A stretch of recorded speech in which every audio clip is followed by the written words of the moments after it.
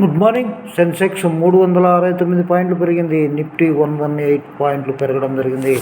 ముఖ్యంగా దీనికంతా కారణాలు గమనిస్తే అంతర్జాతీయ పరిస్థితులనే మనకు అర్థమవుతుంది.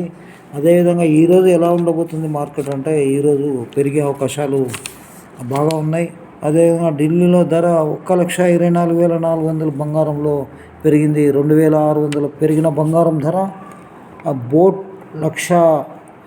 1,500 కోట్ల IPO రాబోతుంది. సెబీకి అప్డేటెడ్ DRHP దాఖలు చేసింది. ఫెడ్ ఫండ్ రేట్లు తగ్గింపు 3.75-4% దిగివచ్చిన వడ్డీ రేట్లు. అదేవిధంగా మనం ముఖ్యంగా ఆదాయ పన్ను తగ్గించాలంటూ డిమాండు 50 లక్షలు దాటితేనే 30%.